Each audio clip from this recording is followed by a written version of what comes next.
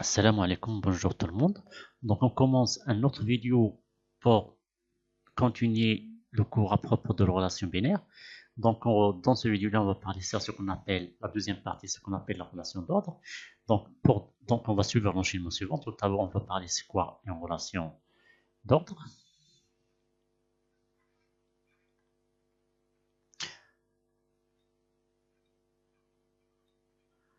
Deuxièmement, on va parler dans la relation d'ordre ce qu'on appelle quelques vocabulaires dans lequel on va définir c'est quoi le maximum, l'élément max d'un ensemble et le minimum d'un ensemble. Après, dans la même catégorie, on va parler de ce qu'on appelle un majorant et un minorant.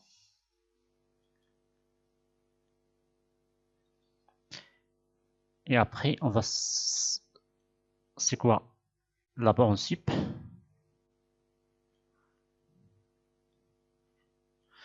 et la borne inf. Ce sont des vocabulaires qui sont proches entre eux, donc on va essayer de distinguer entre ces trois choses, maximum, majorant, borne sup, minimum, minorant et borne inf. Donc on va commencer par la première, donc on va commencer par définir c'est quoi en relation d'ordre. Donc, c'est quoi en relation d'ordre?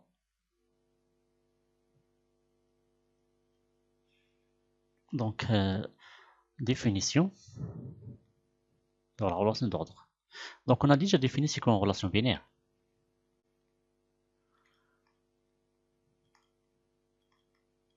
R. Et on a dit que la relation binaire peut vérifier plusieurs propriétés, comme symétrie, antisymétrie, et la dernière, c'est elle peut vérifier aussi ce qu'on appelle la transitivité.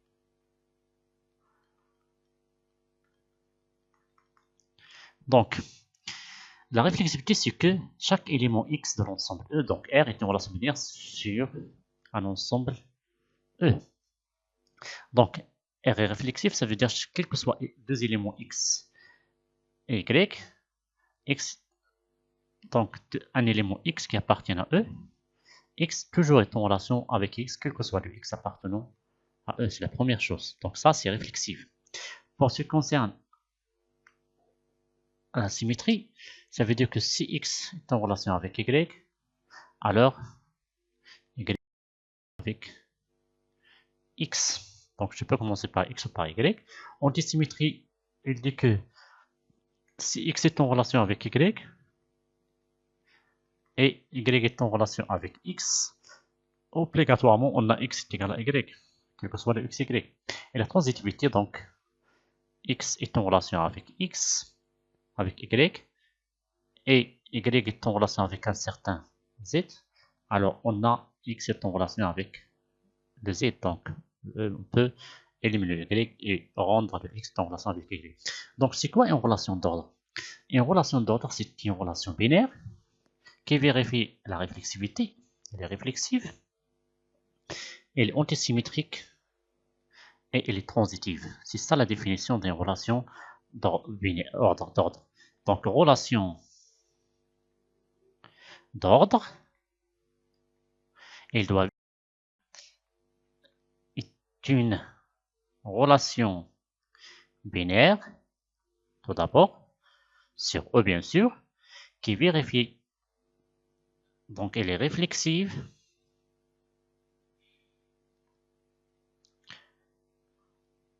antisymétrique,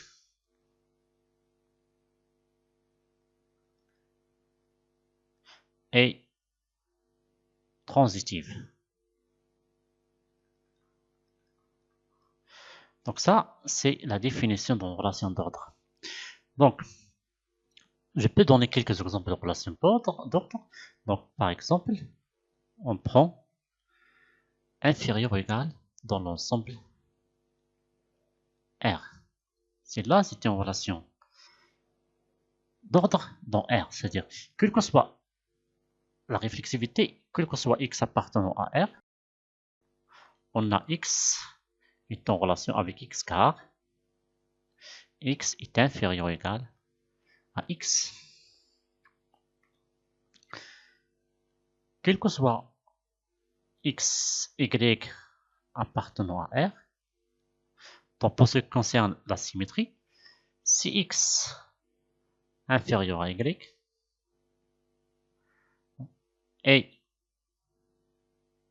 y inférieur à x, on a obligatoirement toujours que x est égal à y, bien sûr, parce qu'on a l'égalité entre ces deux relations. Et la troisième chose, c'est qu'il est transitif. C'est-à-dire, si je prends x, y, z des éléments de R, donc x inférieur ou égal à y, et y inférieur ou égal à z, on a obligatoirement que x est inférieur ou égal à z. Ça veut dire que cet ensemble-là, cette relation-là est une relation. Je peux prendre un autre exemple. Par exemple, si je prends l'ensemble, l'inclusion égale partie d'un ensemble E. Si je prends un ensemble E, l'ensemble des parties de E, je prends l'inclusion. On a toujours, la première chose, c'est la réflexivité. Ça veut dire que soit A appartenant à P de E, on a A est inclus E égal dans l'ensemble A. Quel que soit A et B qui appartiennent à l'ensemble des parties de E, on aura toujours que A est inclus dans B, si B et B est inclus dans A. Si j'ai ça, alors obligatoirement les deux ensembles sont égaux. Ça veut dire implique que A est égal à B. Donc ça, c'est réflexive. Ça, c'est antisymétrique. Et la troisième chose, c'est est-ce qu'il vérifie l'autre, c'est-à-dire la transitivité. Si je prends A, B, ces trois parties de E, c'est-à-dire si on a A est inclus dans B, et B est inclus ou égal dans C. Donc celui-là est inclus dans B, et l'autre est inclus dans C, ça veut dire j'aurai obligatoirement que A est inclus dans C. Donc si deux sont deux relations qui sont des relations binaires, et bien sûr sont des relations d'ordre. Donc après on va essayer, je vous donne un autre exemple. Donc si je prends par exemple inférieur strictement et l'ensemble R par exemple. Et comme on remarque que ici R, N, Z c'est la même chose, toujours on a cette relation d'ordre là. Donc je prends inférieur strictement. Est-ce que cela est une relation d'ordre? Tout d'abord, je dois savoir la réflexivité. Est-ce qu'elle est réflexive?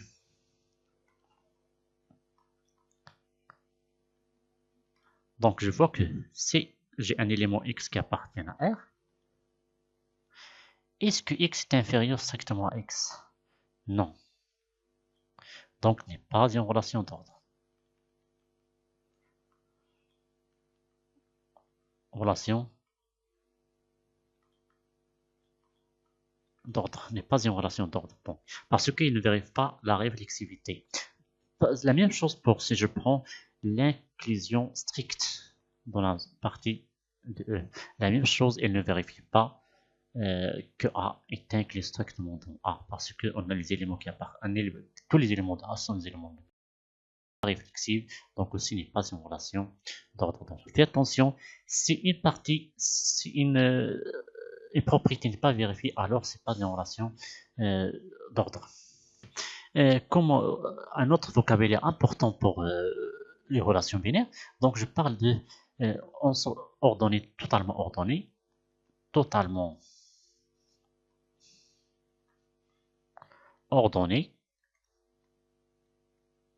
et partiellement ordonné. C'est quoi la différence?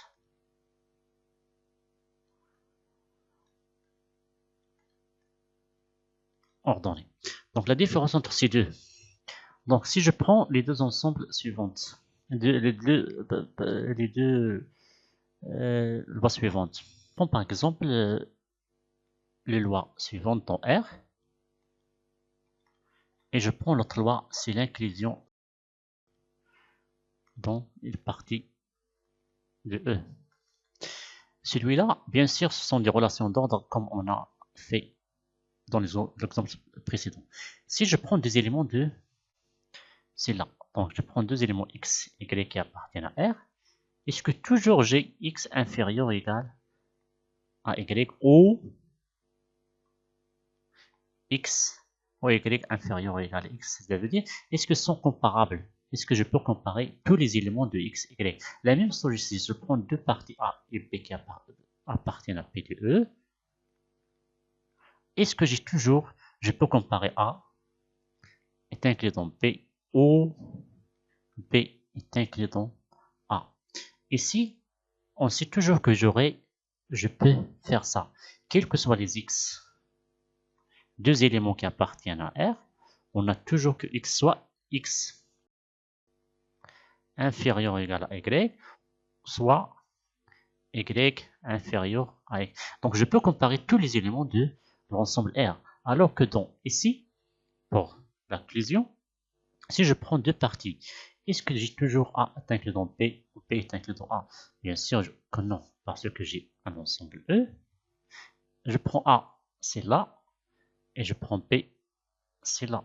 Donc, on a A est inclus dans B, dans cet exemple-là. Je peux prendre un exemple, je prends A, ça, et je prends B ici. Est-ce que A est inclus dans B ou B est inclus dans A? Bien sûr que non. Je n'aurai pas cette propriété ici. Donc, dans ce cas-là, et si je dis que R est totalement ordonné par, donc R est totalement ordonné par le symbole, c'est-à-dire la relation d'ordre suivante. Alors que je dis ici que P de E est partiellement ordonné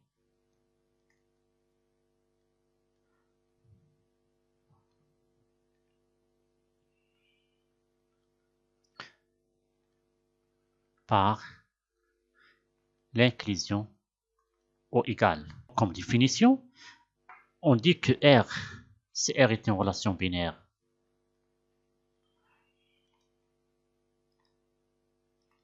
sur E, c'est un ensemble E, alors on dit que R est défini un ordre total sur E si et seulement si, quel que soit x et y appartenant à E, on a x est en relation avec y ou y est en relation avec x. Donc je peux faire une comparaison entre les deux. Ça veut dire soit x est en relation avec y, soit y est en relation avec x. Dans le cas contraire, si j'ai, dans l'autre cas, sinon, on dit que R, c'est pas R, on dit que R définit un ordre partiel.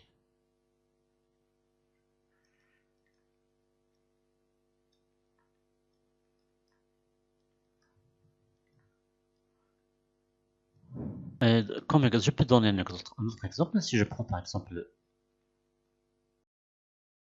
l'ensemble Z, par exemple, le nombre, on dit relatif, je prends la relation division, la division. Donc x est en relation avec y, équivalent à x divise y avec xy appartenant à z. Ça veut dire équivalent à dire il existe k appartenant à z tel que y est égal à k fois x. Est-ce que je peux avoir tout entier? Est-ce que j'aurai cette relation totale ou relation? Parce que bien sûr, c'est une relation d'autre, à vous de la vérifier. Donc, je peux savoir ça. Si je prends par exemple 3 et divise 9, bien sûr, donc deux nombres de z sont comparables.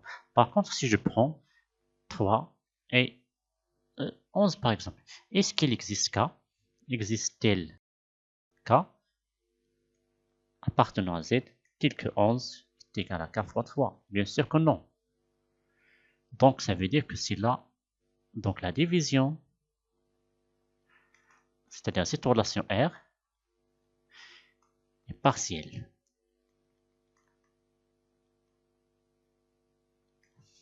Donc c'est un exemple de relation partielle. Maintenant, je vais parler sur ce qu'on appelle un maximum. Donc, deuxième partie, maximum et minimum.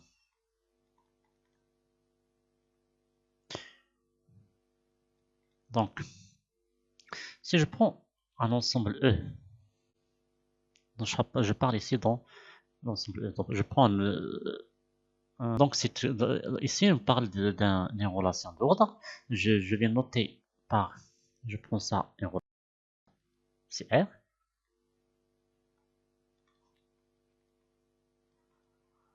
Sur un ensemble E. Donc, A, une partie de E, et A est inclus dans E, une partie de E, c'est-à-dire A appartient à partie de E. Si il existe M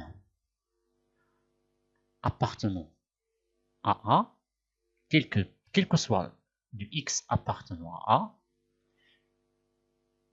M est inférieur ou égal à X. M, un élément de A. Donc je parle de A. Il existe X ici, un élément de A, et aussi M est un élément de A. S'il existe M appartenant à A, tel que quel que soit le X appartenant à A, M est inférieur ou égal. Dans ce cas-là, on dit que ce M-là est un maximum de M. Donc M est un maximum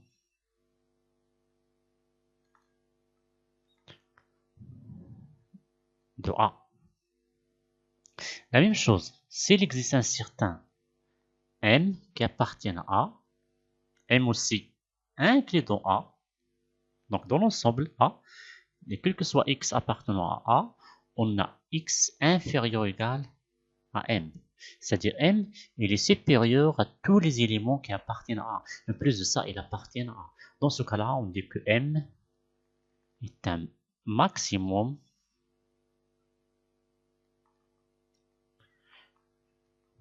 de A. Donc le minimum et le maximum, ce sont des éléments qui appartiennent à A. C'est-à-dire, je parle de l'ensemble A. En plus de ça, pour le minimum, il est inférieur de tous les éléments, il est inférieur en relation X, c'est-à-dire inférieur à tous les X, et M est supérieur à tous les X. Tous les X sont en relation avec M. Donc, c'est ça la définition d'un minimum et d'un maximum. Par exemple, je prends ici l'ensemble 1, 3. Donc, quel que soit X appartenant à l'ensemble A, on a X, on a 3 est supérieur ou égal à X. Donc 3 est un maximum. Alors que j'ai pas de minimum parce que je peux pas avoir, parce que A, hein, il est inférieur bien sûr à tous les X. Pour tout X appartenant à A, on a A est inférieur à tous les X. Mais le problème est que A n'appartient pas à cet ensemble. Ça veut dire que A n'admet pas de minimum.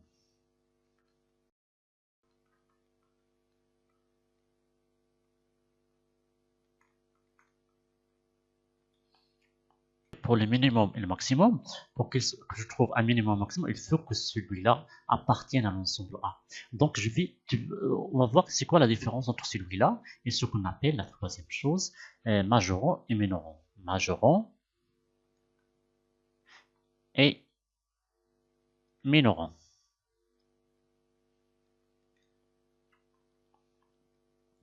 Donc, un majorant ou un minorant, bien sûr, je parle de la même chose, je prends la même relation d'ordre, E, avec A est partie de E, et la même chose, je cherche c'est quoi le majorant. Donc, si il existe un certain M qui appartient à cette fois-ci, fais attention à l'ensemble E tout entier, tel que quel que soit x appartenant à l'ensemble A, x, m, est inférieur ou égal à x. Dans ce cas-là, ce m est un majorant. On dit que m est un majorant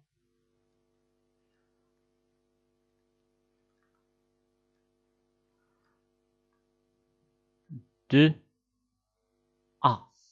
Et la même chose, s'il existe un certain m qui appartient à l'ensemble E, je dis pas, c'est la première différence, celui-là appartient à A, alors que ces deux sont appartiennent à E. Donc, quel que soit x appartient à A, on a x est inférieur ou égal à m. Dans ce cas-là, on dit que m, celui-là s'il vous plaît, désolé, c'est un minorant, celui-là c'est un majorant. Donc, la première chose entre le maximum et le minimum, que celui-là, il est toujours appartient à M, alors que celui-là, c'est un élément de E. Il se peut qu'il appartienne à A. Mais ce qui m'intéresse, c'est que il se peut que je trouve le M à l'extérieur de l'ensemble A. Mais ici, non. Toujours, il appartient à A. C'est la première différence pour ces deux. La deuxième différence, c'est que je peux avoir plusieurs majorants et plusieurs monorants, alors que celui-là, c'est un élément unique. Celui-là, il existe un unique élément M, tel que celui-là est inférieur à A. Par contre, celui-là, je peux avoir plusieurs M sont des majorants, plusieurs M sont des minorants. Et je peux avoir aucun élément. Je prends par exemple, je prends le même exemple A. Je prends A, c'est l'ensemble qui appartient à 1, 3. Donc, quel que soit A, on a x inférieur à 3, x inférieur à 7, x inférieur à 100. Donc, si ce sont des majorants de l'ensemble A, 3, 7, 10, 24, 20, sont tous des majorants 3, 7, 10, sont des majorants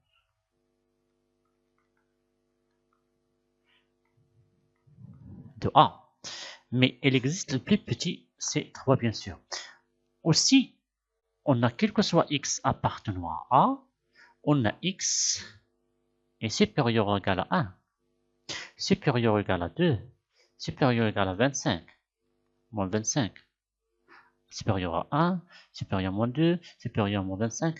Donc, ces éléments-là, ce sont des éléments ce sont des minorants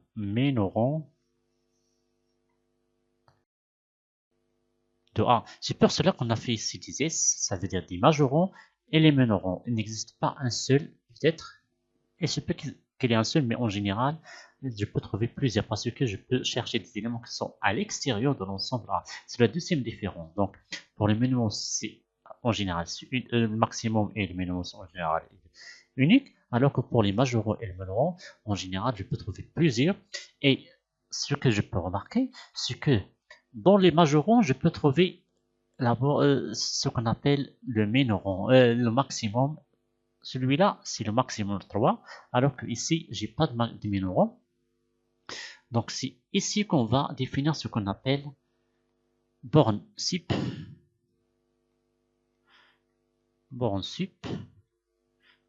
et borne inf. C'est quoi la borne sup et c'est quoi la borne inf?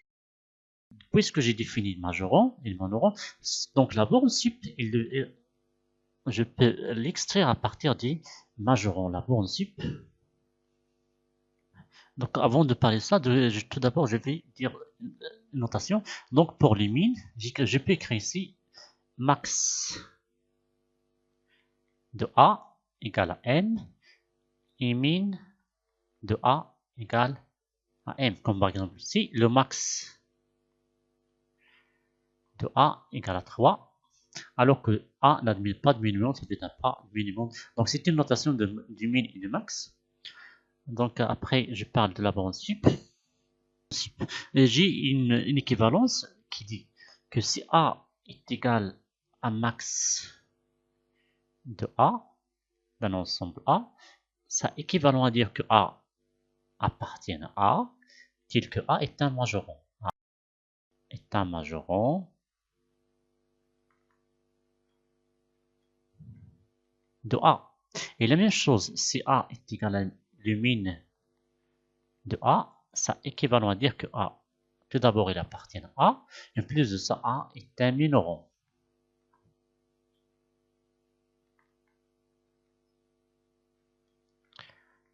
de A. Donc, on a cette équivalence-là. Donc, pour parler de la borne sup, donc, si A est minoré, si j'ai l'ensemble A, si A admet des majorons.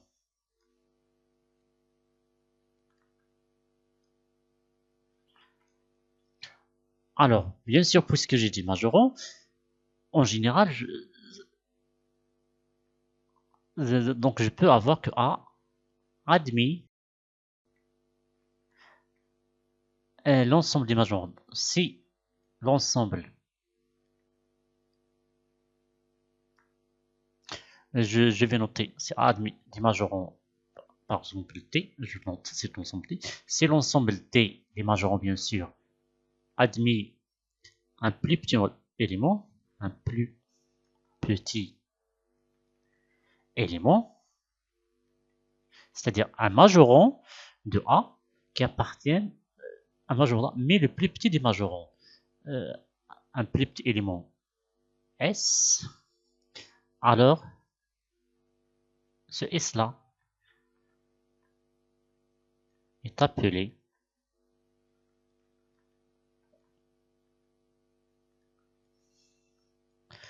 la borne sup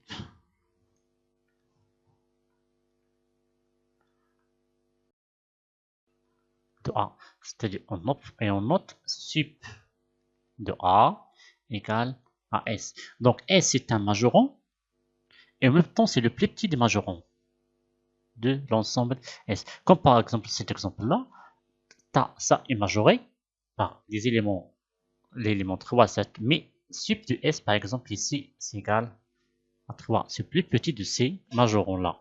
La même chose pour l'ensemble des minorons. La borne inf. La borne inf,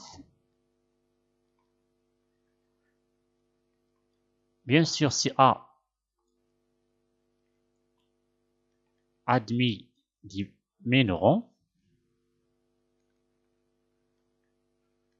je la pose D2. Si D2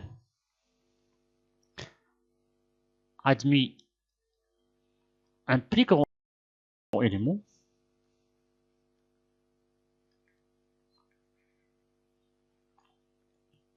S, alors celui-là, on l'appelle la borne inf de T. La borne S est appelée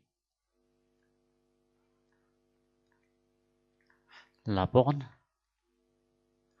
inf de A. On note inf de A égale à S. Comme par exemple dans le cas précédent, on a dit que le minoron de A, qui est A, c'est 1, 3, ce sont 1 et les nombres qui sont inférieurs à 1, c'est-à-dire 1 vers tous les nombres x qui sont inférieurs à tous les nombres t sont inférieurs ou égal à 1. Donc d'abord on substitue, c'est un élément qui n'appartient pas à A, mais à l'extérieur de A, mais il est minoron de A. C'est la borne inf de l'ensemble A. Donc vous avez ici, on a défini minoron, majoron, borne inf, borne sup, max, min. Donc essayez de faire ça. On va essayer après on va essayer de faire d'autres vidéos pour bien comprendre le minimum, le maximum, la borne inf et la borne sup. Donc bonne chance pour cette vidéo là. Merci.